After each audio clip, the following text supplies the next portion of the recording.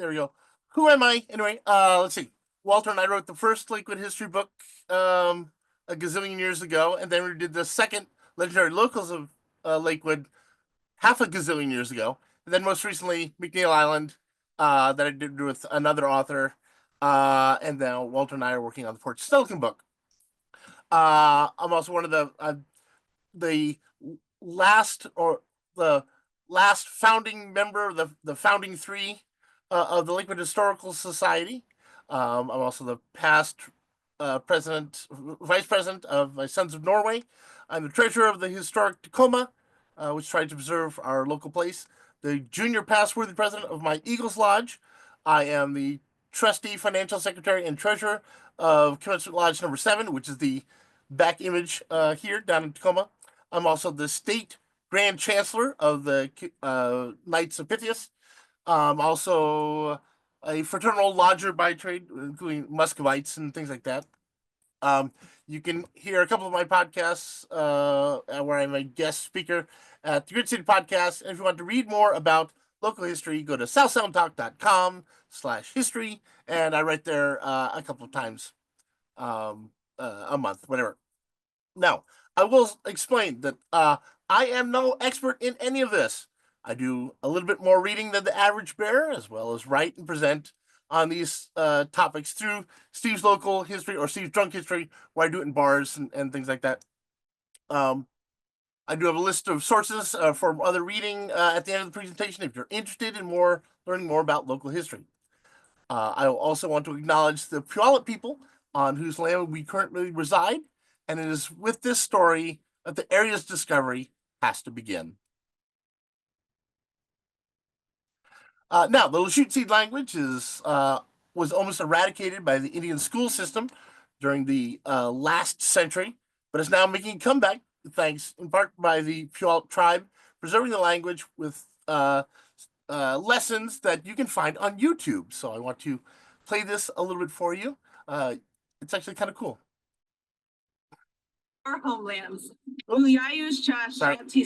Atwiftud atish poyalapach, a slasasil, altidisha to alturi tuha. It is the land right here that the Puyallup people have lived on since the beginning. This right here is where we are in the world, our homelands. We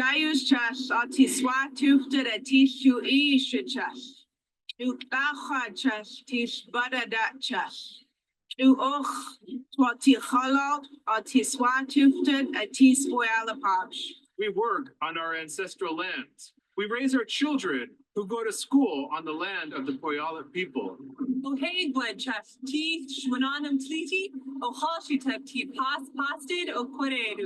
We acknowledge that the Medicine Creek Treaty was signed for the whites to take our land for their benefit.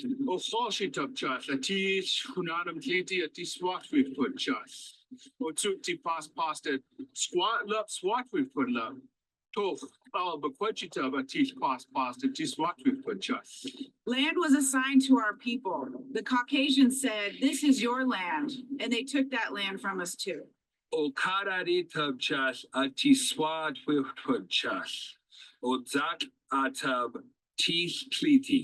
Our land was stolen from us. Treaties were broken. But we are still here today.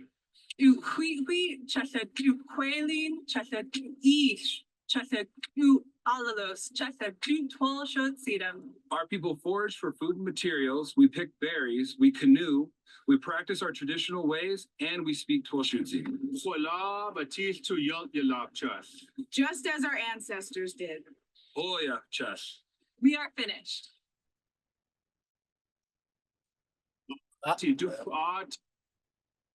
Okay, the time before.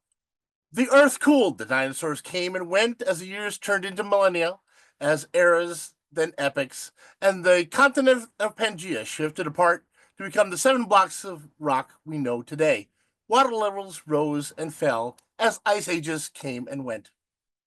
The Native Americans of the Puget Sound are known as the Puget Salish, or the South Coastal Salish people. They include the Duwamish, the Nisqually, the Skagit, the Steilacoom, and the Snoqualmie. Bill, by the way, Lushootseed is saltwater language.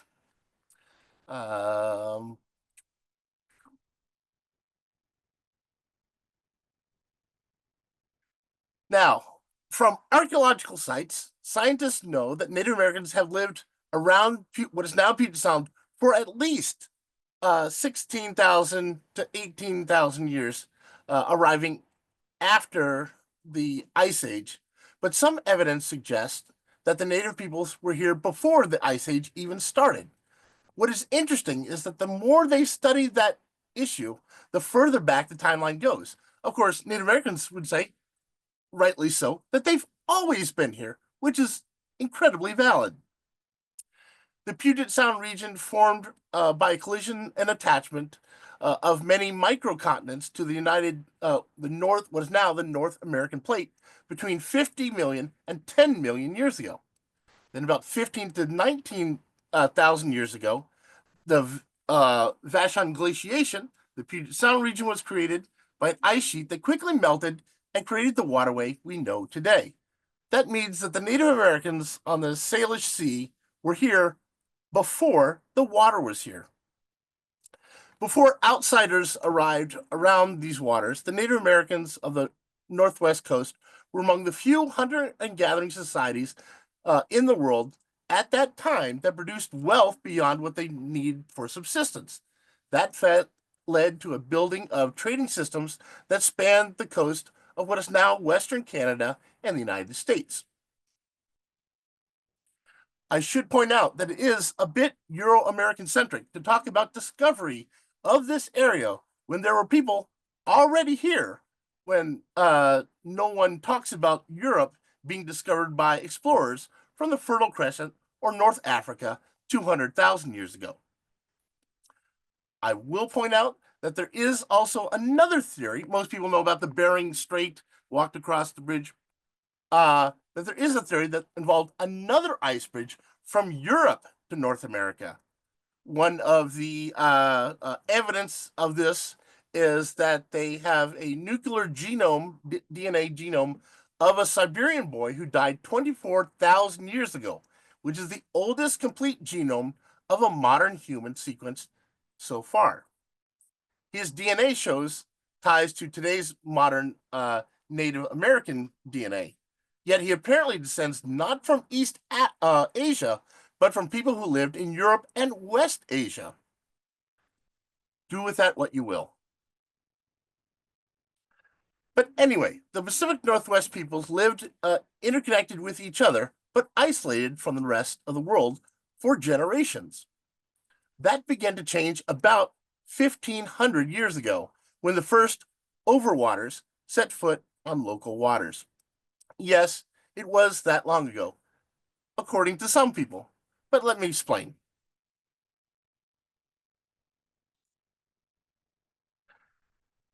Some historians believe that a Chinese monk turned adventurer named Yuan Shan crossed the Pacific to Mexico by following the coastline of the Aleutian Island chain into present-day Alaska, and then south along the Pacific coast to as far south as Mexico in 458 BC. He called the area Fengshan, which encompassed the entire Pacific coast from Alaska to Baja California. Now, like most things in history, nothing goes without debate. The idea that China noted the land that is now the west coast of North America is no different. Much of that debate centers on another voyage by Huangshan. It was from the Chinese admiral Zhang 70 years before Columbus. The primary proponent of China's discovery of America is Gavin Nenzig, a British historian who published several books, including 1421, the year China discovered the world. In his claim, the Zhang sailed from China to the Bahamas and back. Key to his argument is a map that came to light in 2001.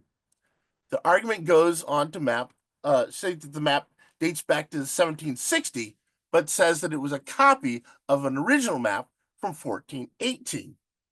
Outside its questionable provenance, The first trouble is that the timeline that Gavin proposes in his book would make the map even older than he first claims by a full 3 years. But there are other issues. For one, the depiction of the Earth as two intersecting hemispheres was not a feature at that time and was only found on European maps. Additionally, the immense detail in which North America and South America are depicted would not have been possible even after 30 years of voyaging. The map also shows the Himalayas as labeled as the largest mountain range in the world, but that was not known to be the truth until the 1900s. And the Arctic Ocean is depicted on the map, but does not show up on any other Ming map until 1593. The list goes on and on, but the most convincing evidence that the Chinese exploration theory is flawed is not a matter of map or ability, but one of drive. China had no overseas colonial ambitions at the time the way Europeans did. If that were the case, they certainly would have looked at open land that was available closer to home. Their intent, apparently, was only to discover and learn. Such was not the case with explorers from other countries. Okay, in 1513, Vasco da Gama Balboa discovered the Pacific after struggling across the swampy isthmus of Panama. Following this momentous event, Spain dispatched a number of legendary captains to the west coast of what was then North America. The once isolated Pacific Northwest was then became a pawn in the global chess match between political powers of the European world. The land would never be the same. In 1542, Cabrillo reached a point north of San Francisco. In 1579, Francis Drake landed somewhere on the coast above the 43rd parallel in present-day Oregon. But he didn't find anything, so he left. British pirate turned privateer Francis Drake sailed off of Oregon coast without even leaving his ships before sailing to Asia by way of the Bering Straits and down to South Pacific.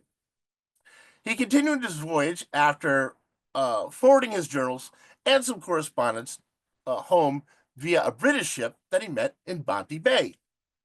He headed to New Caledonia and the Solomons on the southwest coast of Australia, but was never seen again. It is believed that his ship wrecked somewhere around Santa Cruz, which is where his swords were found. Then in 1592, Juan de Fuca, you know the guy, may have reached Puget Sound. There is strong evidence, however, that he simply created a map with his best guess just to claim the land.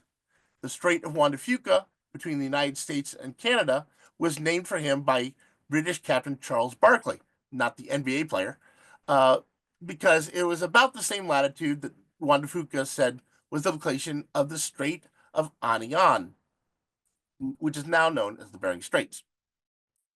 Then in 1602, Sebastian Vicancio ships reached Oregon. This was the last of the northern explorations for 150 years. It was a matter of claiming it now and using it later. But things do get a little messy. There is one account from 1752 that Joseph de Isles published a memoir saying that back in 1640, a Spanish admiral named Dufante traveled 5,000 miles north of Lima to what is now Canada, then entered what is now known as the Kings River in California. This river, so the story goes, took him through a series of waterways east until he met a ship from Boston commanded by Captain Shipley. His map shows California and Oregon.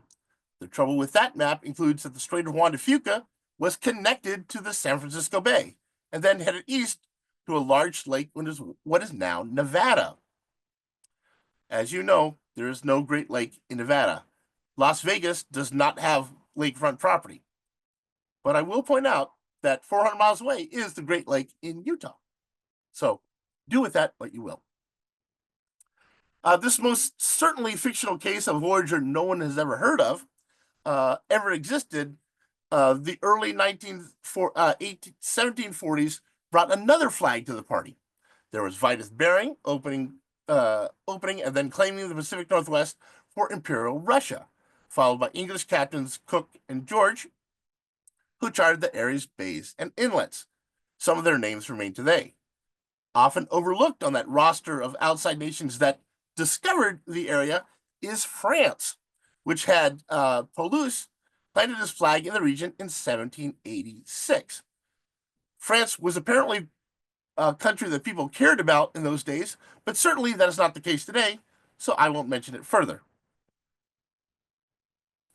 Suffice it to say that the Pacific Northwest was just a spot on the map to explore later, as the world was really looking for more of a highway between Europe and Asia rather than another place to claim.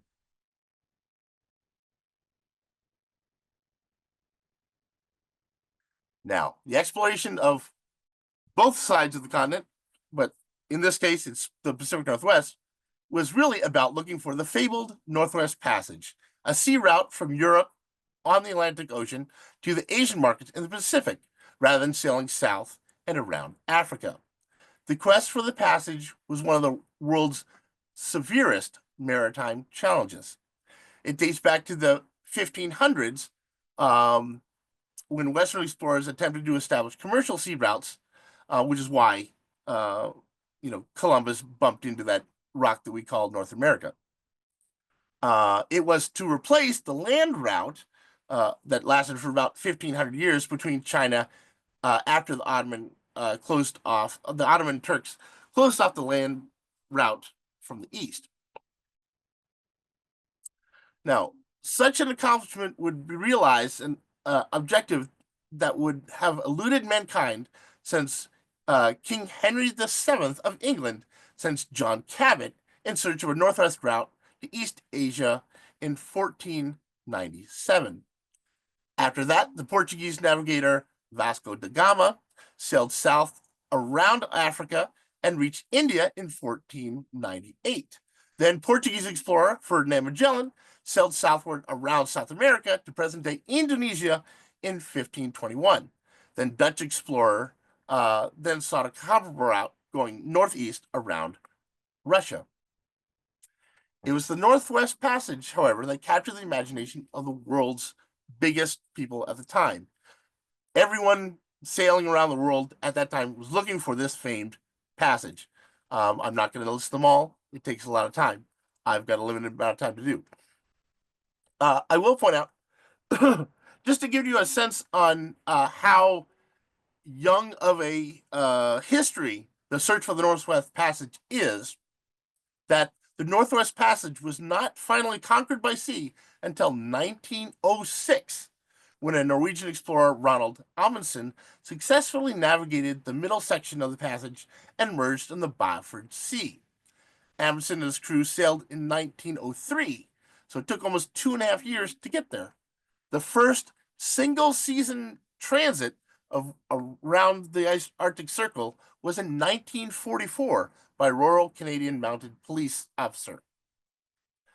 But there's reason that this quick fix of the Northwest Passage isn't used all that much, outside of course, historical research. Oddly enough, it's cold. The cost of refining or buttressing ship hulls is incredibly expensive. But the prize is that it would cut the distance from London to Tokyo from 14,000 miles to just about 8,000 miles. I will point out that since about 2000, the Arctic climate has changed significantly. There have been times when the Northwest Passage on the northern part of Canada around the Arctic Circle has gone without ice. So it is possible that the discovery of the Northwest Passage would be a good investment, even if it was 500 years in the making.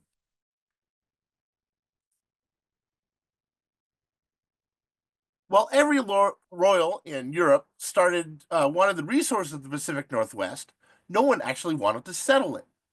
no one really attempted, other than the British, which built the Hudson's Bay Company fort at Fort Nisqually in 1833 and rebuilt it further inland in 1843 to trade with the local natives for furs.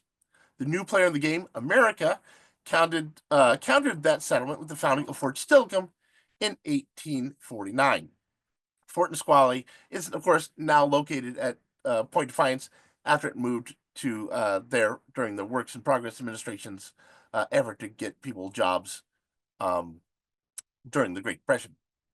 I will point out that both Fort Nisqually and Fort Steilacoom are available for tours. In the background of this, the slogan 5440 or fight was particularly popular during the 1844 presidential campaign of John K. Polk, who ran on the platform of expansionism and used 5440 or fight as a rallying cry, meaning that the United States should claim all of the Oregon Territory up to the 54 degrees 40 minutes north latitude, or prepared to fight Great Britain for it. Essentially, it was a call of aggressive expansionism. By the way, 5440 is near the southern border of Alaska, so that would have made large swaths of Canada either part or the Oregon Territory or Washington or its own states entirely. Some of the names tossed around were Columbia and Vancouver. Now, officially, the Pacific Northwest was disputed territory between England and the United States until the Treaty of 1846, which set the international border at the 49th parallel, the current border. It is weird how a call for war really didn't go very far outside of a political campaign during a presidential election. Weird. That reality and the failing demand for fur led for Fort Nisqually to close in 1869, meaning that most of its operational years happened when it was on foreign soil. America paid the Hudson's Bay Company $650,000 for Fort Nisqually and its holdings after 30 years of negotiating. It paid for the fort $12,000, which the $650,000 is roughly $15 million today. That gave way to a nation moving forward with plans for a transcontinental road to the Pacific Northwest, and the northern terminus for the transcontinental road was Tacoma, but that's another story outside of this timeline. I do want to unpack Fort Nisqually and Fort Steilacoom just a bit. Now, the Hudson's Bay Company expanded to the West Coast by forming the Columbia District to oversee operations in what is known by American interest as the Oregon Country. Forts were built in the district for central fur gathering. There was in 1824 Fort Vancouver by the Columbia River, Fort Langley, built in 1827 on the Fraser River, and the Cowlitz Portage, oddly enough, Cowlitz. There was little traffic between them, however, because they were long distance of about 300 miles. That changed when 5 white men were killed by a number of Klamath natives after being whipped by the Brits in 1828. The response to this massacre led to a party of 60 men from Fort Vancouver visiting Klamath territory and attacked a village there. There was bad blood between them from then on.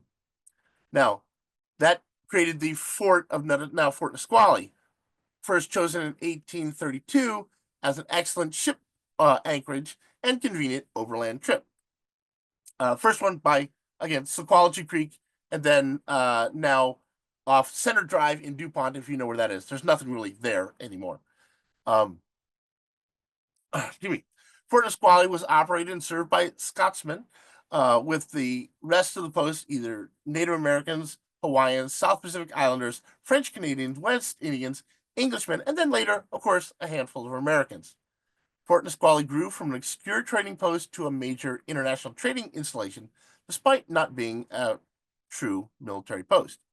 The fort's main exports were beaver pelts that would be used for, obviously, top hats, which were fashionable at the time.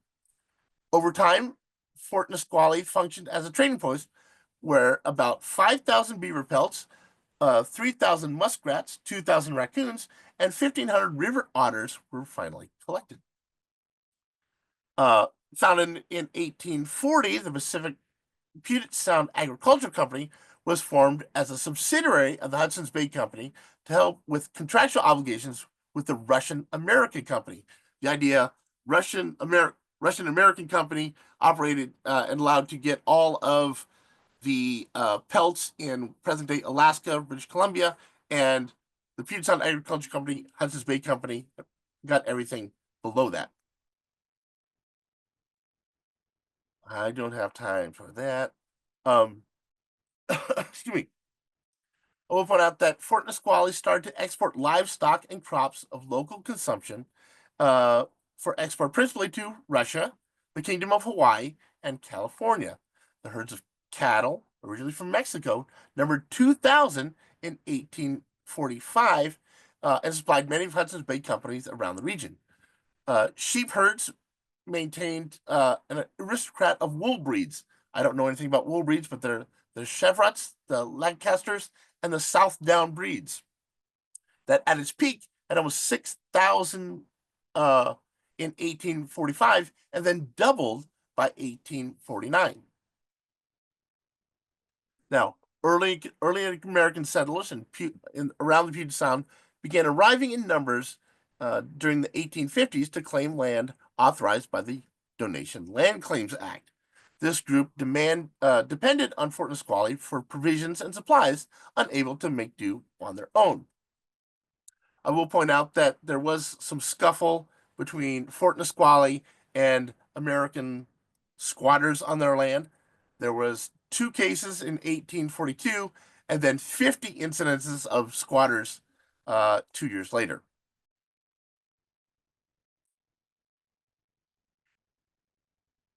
I will point out, if you want to visit the 1833 site, which is now on the by the golf course in the Great Holmes Golf Course, there's nothing there. There is a sign for the 1843 site, again, like I said, on Center Drive. Now, in this context, the Hudson's Bay Company developed a series of trading posts along the Columbia River, on the Fraser River, and on Puget Sound. There's a well-conceived attempt on part by the British to strengthen their claims by using subsidiaries of the Hudson's Bay Company, namely the Puget Sound Agriculture Company, as agents to attract settlers royal to the British government. First one is 1841, when a party came from Manitoba, known as the Red River Group. They developed what is now known as Fort Steilacoom, but I'll get to that later. Excuse me. One of the they came and left fairly quickly, and the British government became less enthusiastic about possibly going to war with the United States over the territory in support of their agricultural community. One of the first successful agriculturalists in the area was Joseph Thomas Heath. In an attempt to recoup his sagging fortune, Heath arranged to lease 640 acres from the company somewhere in their domain around the Pacific coast. First, he landed at Fort Vancouver. He visited several possible locations, and then he finally settled on Steilacoom Bay, north of Fort Steilacoom, now Western State Hospital. He built a cabin. He built 3 log buildings, had some small split rail corrals erected around his barn, including nearly 30 acres of land. He raised cattle and sheep, grew wheat, potatoes, peas, and other garden crops. He also kept a journal from that period, giving the first private day-to-day account of life in what is now Pierce County. Now, in 1846, remember the dispute between the Oregon Territory about was it British, was it American, was sort of settled, and so they realized that we should probably figure this out. Well, when he died during the winter of 1848, 1849, his property became leasable, and the United States government then erected Fort Steilacoom. It was again contended that Heath had been successful. Hudson's Bay Company probably would have fought more for it, but he wasn't particularly, and then he died, So we moved on. In a later connection, the failure of the Puget Sound Agriculture Company to secure continued profits from its establishment on Puget Sound led the British to conclude that conflict with the United States was not worth it. The U.S. military, searching for a site for a headquarters, were invited to visit the former farm of Joseph Heath in 1849. William Tomley, who was the factor at Fort Steilacoom, showed the officers the Heath farm, first near Squalchy Creek, and then chose the site near Steilacoom. The buildings constructed by Heath were inadequate, however, for the needs for the garrison, which quickly arrived, and Second Lieutenant Greer Talmadge was assigned to erect suitable structures for the Army where they could spend the winter. At the time, his bill was $3,000 from the federal government, which is about $120,000 today. In its 20 years history of existence as a military base, Fort Steilacoom did not contain its usual apparatus of a frontier post. There were no longhouses, bastions, or even a heavy gate. Think more alike Dances with Wolves than Fort Apache.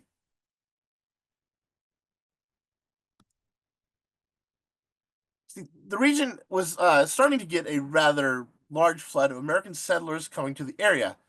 And of course, they set up in Steilacoom. The present-day town of Steilacoom began in 1851 with the arrival of Captain Lafayette Balch. Balch came to the Puget Sound on 2 vessels intended to establish a store and mill supplies for San Francisco.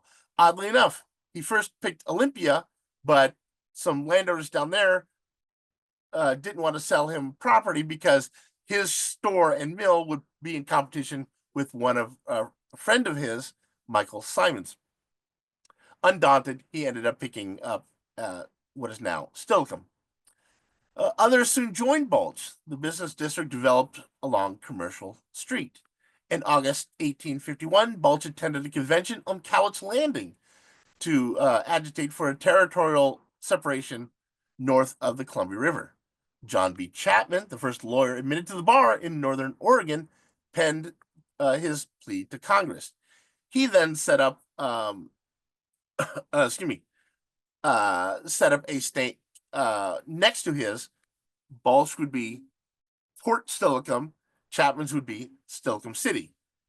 By the way, they're joined at Union Avenue, unlike when Tacoma City and New Tacoma merged, they are joined at Division.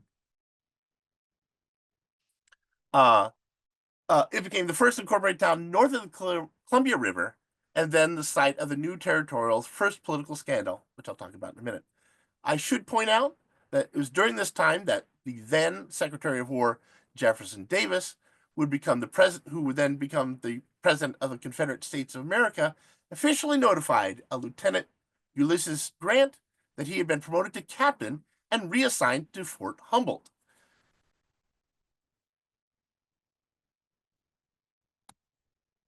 Now, most people know about the Puget Sound Wars.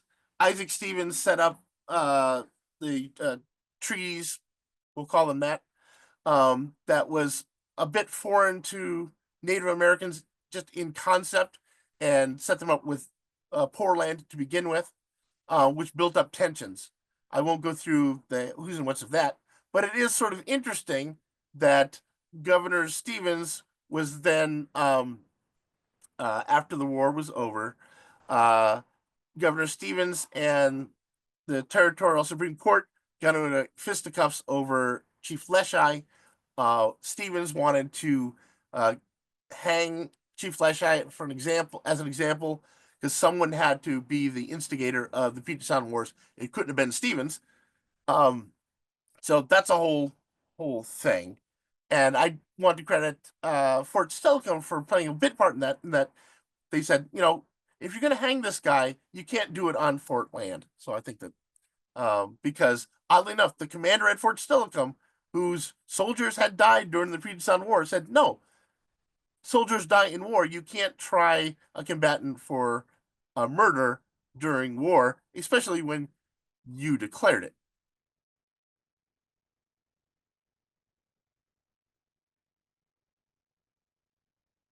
Now, Fort Steilacoom was nearly emptied of all of its troops as a result of the so-called Pig War of the summer and autumn of 1859 that almost started what was some call the First World War or World War Zero. Rather than tell you about this, I will play this little video and recap from here.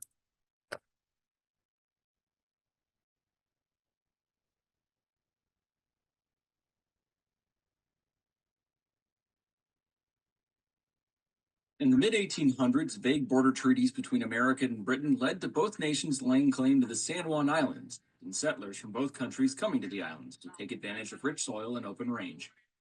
In 1859, however, an American farmer started a conflict that would escalate far beyond anyone's expectations when he shot a British pig that he found rooting in his garden. The pig's owner, Charles Griffin, was furious when the American refused to pay for the pig and called on British soldiers to arrest the man and drive the remaining Americans from the island. In response, Captain George Pickett and 66 soldiers from nearby Fort Steilacoom were dispatched to protect the settlers. The British in return sent 3 warships, and for the next month, both sides amassed hundreds of reinforcements and dug into positions on the island. Upon hearing the news, an alarmed President James Buchanan quickly sent Commanding General of the Army Winfield Scott to mediate. Scott brokered a drawdown and joint military occupation that would last for 12 years until the last British forces left in 1872. Pickett would go on to greater fame as a Confederate general in the Civil War when he led the final fateful charge in the Battle of Gettysburg.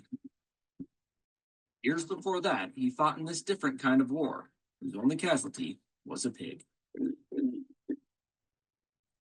I will point out that Pickett was the commander of the 9th Infantry Division, which was at Fort Lewis when some career Army man named James Dunkelberger was later the commander and introduced the concept of the Humvee and the Stryker, which he was the test bed for back in the late 80s.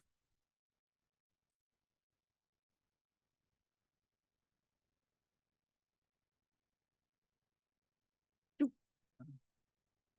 we go. Okay, I will point out that we think that the Pig War was solved, but remember when I talked about the Northwest Passage a few slides ago? A key waterway on the western area end of that route around the Arctic Ocean still remains disputed territory to this day. Those countries fighting over the northeast side of Alaska? Yep, the United States and the United Kingdom.